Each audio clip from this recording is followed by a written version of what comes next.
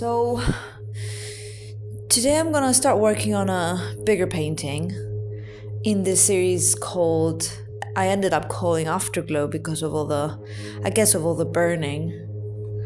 And afterglow meaning what does it mean, afterglow? In the Oxford Dictionary, afterglow means light or radiance remaining in the sky after the sun has set. But for me, afterglow is any light that remains after an event, even if there is no actual light of the event. Well, in my case, the paintings do have light. It's a burning fire, and you get light in the smoke clouds.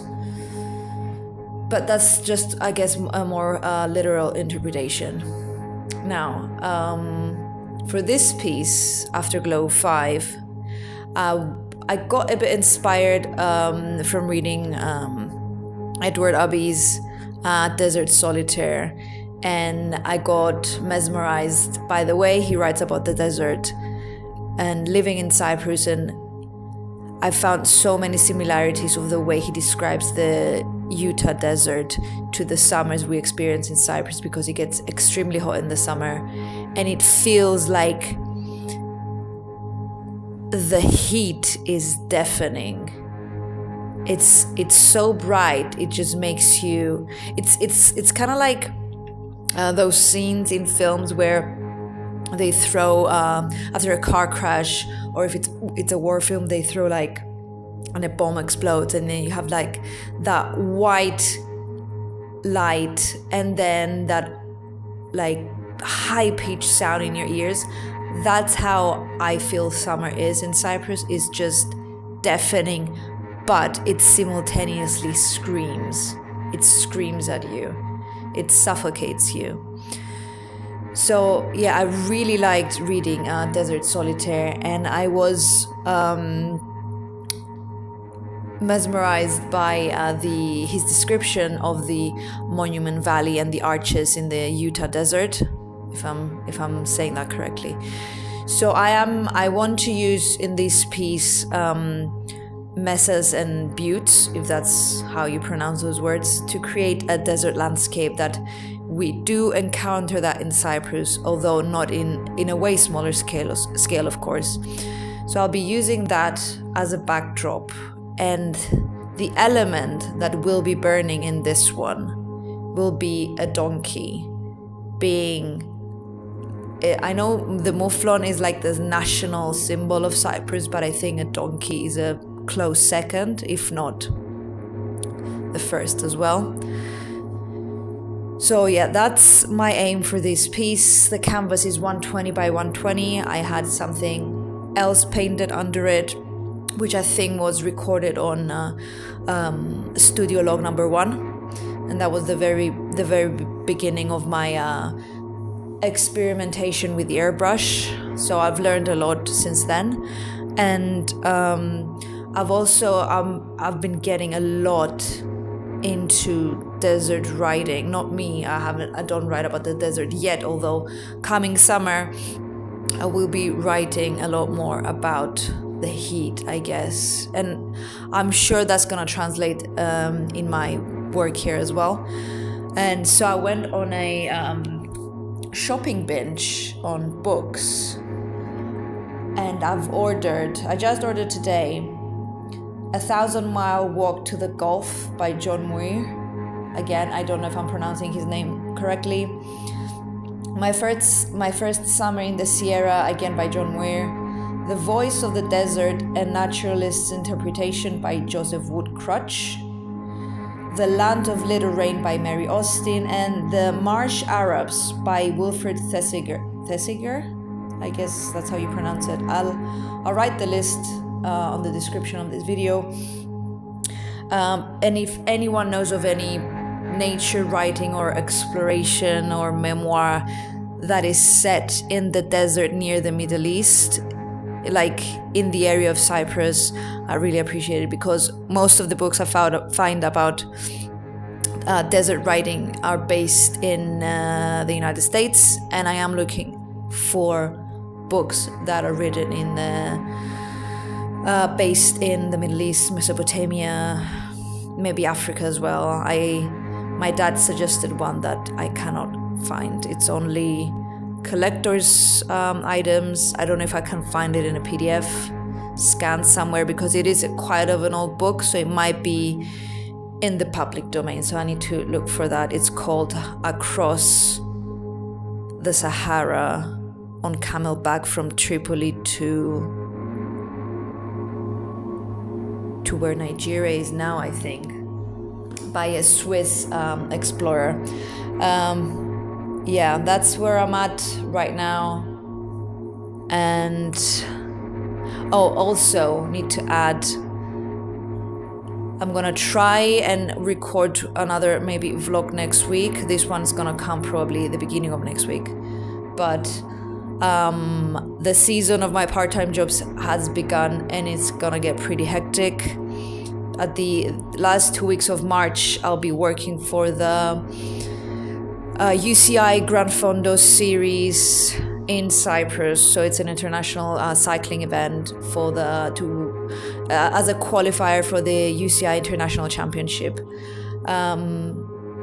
And also I have a lot of orienteering events that's gonna come in between me and this work and my writing, but girls gotta work. I'll try and keep uploading at least a video a week. During that time I might just do some videos. I'm probably gonna be anyway, I always upload stuff on a later date, because by the time I film it and then I need to edit it, at least half a week passes by. So yeah, hopefully I'll have a video uploaded every week. And season kind of closes mid-June, so it's gonna be quite busy until then. And then July, August, let's just wait for it. July, August is still far away. So for now, I'm gonna get ready to start this canvas, and yeah.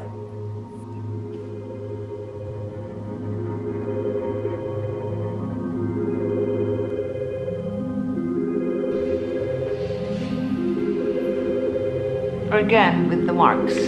So I have the basic guidelines down, and I'm gonna start working on the small cloud and on the butte and the mesa here, and this right here,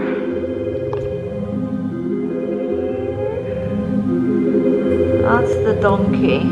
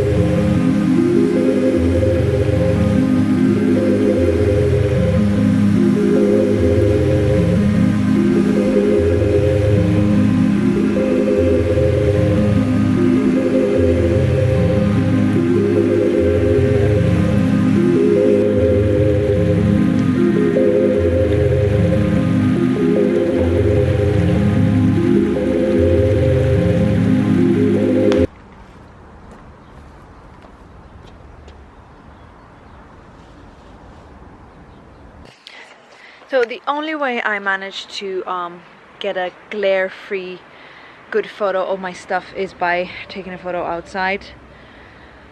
It's usually after a certain point of the day it gets overcast, so I can take a nice clean photo with no issues in broad daylight, because the light in my studio is pretty shit. I've got a new fluorescent light that I can work at night, which is pretty strong but is not good for photography. So yeah, we're outside.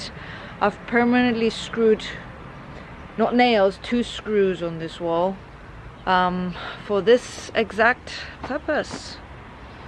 So I'm gonna document this, archive it, and get back to work with Afterglow number 5, aka the donkey Afterglow.